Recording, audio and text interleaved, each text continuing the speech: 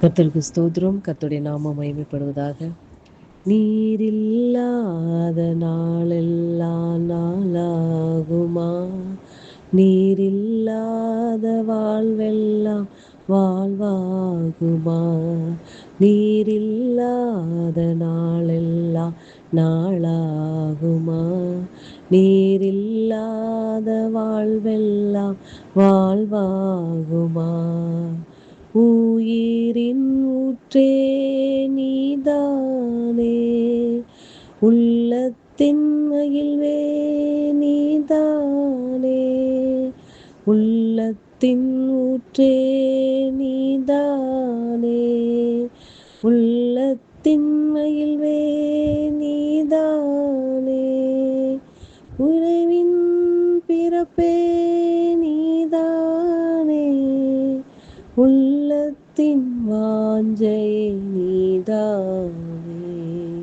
நீரில்லாத நாளெல்லாம் நாளாகுமா? நீரில்லாத வாழ்வெல்லாம் வாழ்வாகுமா? ஆமென். ஆண்டவரே, உம்மை நன்றியோடு கூட துதிக்கிறோம், உம்மை ஸ்தோத்திரிக்கிறோம். எங்கள் அதிகமாய் நேசிக்கிற அன்பின் பரலோக தகப்பனே, இந்த நல்ல வேலைக்காய் நன்றி. இந்த இதயத்தோடு உம்மை துதிக்கிறோம், உம்மை ஸ்தோத்திரிக்கிறோம். அப்பா, இம்மட்டுமாய் எங்களை கிருபையாய் நடத்தி வந்த அன்புக்காய் நன்றி செலுத்துகிறோம். ஒவ்வொரு நாளும் அப்பா, காலைதோறும் உடைய கிருபைகள் புதிதாய் இருக்கிறது போல அப்பா, ஒவ்வொரு நாளும் உடைய கிருபைகளை கொடுத்து எங்களை நடத்தி வருகிற உடைய அன்புக்காய் நன்றி செலுத்துகிறோம். அப்பா, நீங்கள் இல்லாமல் நாங்கள் இல்லை சப்பா, உடைய கிருபை இல்லைன்னா நாங்கள் இல்லைப்பா. ஒவ்வொரு நாளும் ஆண்டவரே, நீர் எங்களை நடத்தி வருகிற பெரிதான கிருபைகளுக்காக கோடி நன்றி அப்பா. நீங்க இல்லாத வாழ்வு எங்களுக்கு வெறுமையான வாழ்வு அப்பா. அந்த வாழ்வு வேண்டாம் அப்பா. நீர் இல்லாத நாளை அப்பா நினைத்து கூட பார்க்க முடியலை அப்பா. நீங்க ஒவ்வொரு நாளும் எங்களை கர்சனையாய் அப்பா எங்களை விசாரித்து எங்களை பராமரித்து எங்களுக்கு என்னென்ன தேவை என்பதை அப்பா நாங்கள் கேட்கிறதுக்கு முன்பாகவே நீர் அறிந்து எங்களை நடத்துகிறீரப்பா. நீங்க இல்லைன்னா நாங்கள் எப்படிப்பா நாங்கள் இருப்போம்? நீர் இல்லாத வாழ்வு வெறுமையான வாழ்வு அப்பா, அது எங்களுக்கு வேணாம் ஐசப்பா. எல்லா நாளிலும் எங்களோடு கூட வாருங்க, நீரே எங்களை நடத்துங்கப்பா. எங்களை தாழ்த்துகிறோம் இயேசுவின் நாமத்தில் பிதாவே, ஆமென். கர்த்தரின் ஆலோசனைக்காக யோவான் எழுதின சுவிசேஷம் 21 அதிகாரம் அதனுடைய 3 மற்றும் 4 மற்றும் 5 வசனங்கள். யோவான் எழுதின சுவிசேஷம் 21 அதிகாரம் அதனுடைய 3, 4 மற்றும் 5 வசனங்கள். சீமோன் பேதுரு மற்றவர்களை நோக்கி, மீன்பிடிக்கப் போகிறேன் என்றான். அதற்கு அவர்கள், நாங்களும் உம்முடனே கூட வருகிறோம் என்றார்கள். அவர்கள் புறப்பட்டு போய் உடனே படவேறினார்கள். அந்த ராத்திரியிலே அவர்கள் ஒன்றும் பிடிக்கவில்லை. விடியற் காலமான போது இயேசு கரையிலே நின்றார். அவரை இயேசு என்று சீசர்கள் அறியாதிருந்தார்கள். இயேசு அவர்களை நோக்கி, பிள்ளைகளை புசிக்கிறதுக்கு ஏதாகிலும் உங்களிடத்தில் உண்டா என்றார். அதற்கு அவர்கள் ஒன்றுமில்லை என்றார்கள். 6வது வசனம். அப்பொழுது அவர், நீங்கள் படவுக்கு வலதுபுறமாக வலையை போடுங்கள், அப்பொழுது உங்களுக்கு அகப்படும் என்றார். அப்படியே அவர்கள் போட்டு திரளான மீன்கள் அகப்பட்டதினால் அதை இழுக்க மாட்டாதிருந்தார்கள். கர்த்தருடைய நாமம் மகிமைப்படுவதாக. சீமோன் பேதுரு, அதாவது பேதுரு மற்ற சீஷர்களை நோக்கி, கர்த்தர் அவரோடு கூட இருந்த நாட்களில் எல்லாம் அவருடைய சிலுவை மரணத்துக்கு அப்புறம் உயிர்த்தெழுந்த நாளுக்கு அப்புறம் அவன் என்ன செய்கிறான் என்றால், மறுபடியும் அவன் மீன் பிடிப்பதற்காக செல்வதற்காக தன்னை சுற்றி இருக்கிற சீஷர்களிடம் சொல்லும் பொழுது, மற்றவர்களும் என்ன சொல்லுகிறார் என்றால், நாங்களும் உங்க கூட வருகிறோம் அப்படின்னு சொல்லி என்ன செய்கிறான் என்றால், சீமோன் பேதுருடைய பேச்சை கேட்டு அவனும் அவனுக்கு பின்பாக போய் அன்னைக்கு நைட்டெல்லாம் என்ன செய்கிறாங்கன்னா, மீன் பிடிக்க போகும் பொழுது ஒரு மீன் கூட அவங்க கையில் அகப்படாமல் அவங்க ஒன்றுமே பிடிக்கல என்று வேதம் சொல்லுகிறது.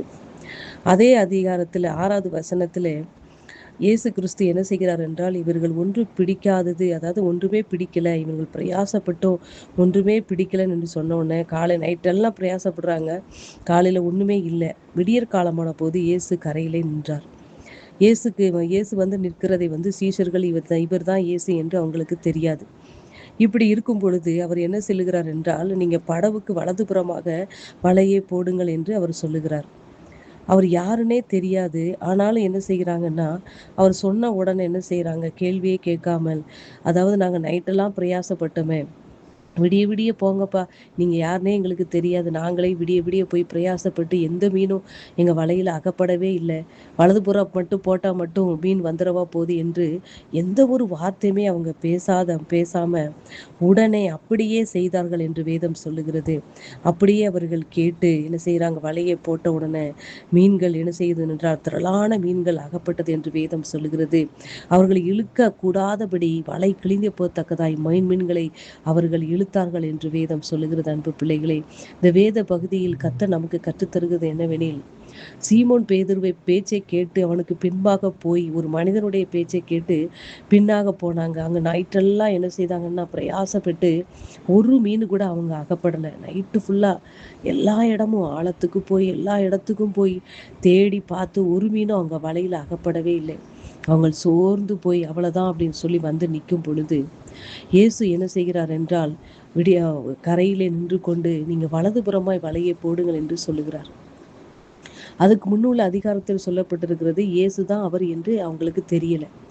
யாருன்னு தெரியல அவ்வளவுதான். ஆனா அந்த வார்த்தை அவங்களுக்கு அடிக்கடி கேட்டு பழக்கப்பட்ட வார்த்தைகள். அதாவது 33 வருடம், அதாவது 3 வருடம் அவரோடு கூட என்ன செஞ்சாங்க அப்படின்னா, மலை பிரதேசங்களில் எல்லாவற்றிலும் மலை பிரசங்கத்தில் எல்லாவற்றிலும் சீஷர்கள் அவரோடு கூட இருக்கும் பொழுது அந்த வார்த்தைகளை அடிக்கடி சீஷர்கள் கேட்டதினாலே, அந்த வார்த்தையை கேட்ட உடனே அவங்க என்ன பண்ணாங்கன்னா, அப்படியே அந்த வலையை வலப்புறமா போட்டதுனால என்ன செஞ்சாங்கன்னா, வலை கிழியத்தக்கதான மீன்களை, திரளான மீன்களை பிடித்தார்கள் என்று வேதம் சொல்லுகிறது. அன்பு பிள்ளைகளை, இப்படிதான் நம்முடைய வாழ்க்கையிலும் நம்மளைப் போல இருக்கிறவர்கள் என்ன செய்கிறார்கள் என்றால், அவர்கள் சொல்படியே கேட்டு நாம் வேறு விதமான டிசிஷனை நம்முடைய வாழ்க்கையில முடிவுகளை நாம் எடுத்து போகும் பொழுது, மனுஷனுடைய யோசனையும் மனுஷனுடைய திட்டங்களையும் நாம் கேட்டு நாம் அந்த பக்கமாய் சாய்ந்து அவர்கள் சொல்வதை கேட்டு நாம் போகும் பொழுது அந்த இடத்துல எதுவுமே நம்ம எவ்வளவுதான் விடிய விடியவோ வருஷ காலம் பிரயாசப்பட்டா கூட அதில் நாம் லாபத்தை நாம் காணவே முடியாது.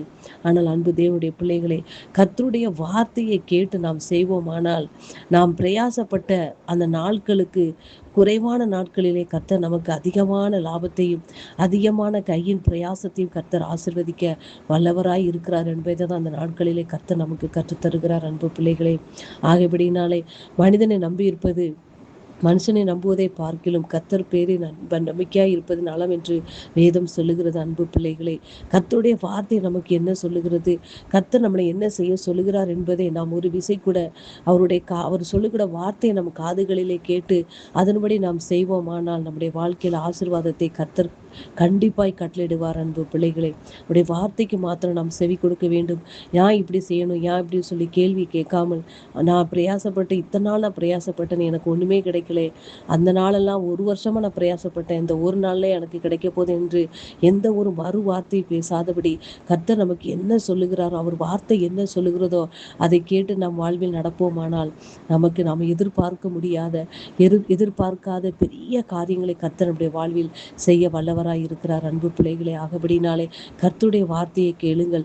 கர்த்தருடைய வார்த்தை என்ன சொல்லுகிறது என்பதை கேட்டு அதன்படி நாம் செய்வோமானால் நம்முடைய வாழ்க்கையில் அவருடைய வார்த்தைக்கு நாம் அவருடைய வார்த்தையை கனம் பண்ணி நம்முடைய வாழ்க்கையை நாம் தொடங்குவோமானால் கர்த்தர் நம்மளுடைய காரியங்களை எல்லாவற்றையும் வாய்க்க பண்ண அவர் வல்லவராய் இருக்கிறார். சீமோன் பேதுரு அவன் பிரயாசப்பட்டதை கர்த்தர் அறிந்தபடியினாலே விடிய காலமான போது அவர் கரையில் வந்து நின்றார் என்று வேதம் சொல்லுகிறது. அன்பு பிள்ளைகளே, நீங்கள் உங்கள் வாழ்நாளில் வருஷ காலமாக நீங்கள் பிரயாசப்படுகிறதே கர்த்தர் பார்த்து கொண்டிருக்கிறார். அன்பு பிள்ளைகளே, நீங்கள் கஷ்டப்படுவதை, நீங்கள் துன்பப்படுகிறதை, நீங்கள் ஒரு காரியத்துக்காய் நீங்கள் பிரயாசப்படுகிறதை கர்த்தர் பார்க்கிறார். அன்பு பிள்ளைகளே, அவர் மறந்து விடுவதற்கு மனிதர் அல்ல. அன்பு பிள்ளைகளே, ஆகியபடினாலே கர்த்தர் உங்களுக்கு சொல்லுகிற வார்த்தையின்படி நீங்கள் செய்யும் பொழுது உங்கள் வாழ்நாளிலே ஆசீர்வாதத்தை நீங்கள் பெற்றுக்கொள்வீர்கள். அன்பு பிள்ளைகளை, வார்த்தை நிமித்தமாக கர்த்தர் உங்களை ஆசீர்வதிப்பாராக. ஆமென்.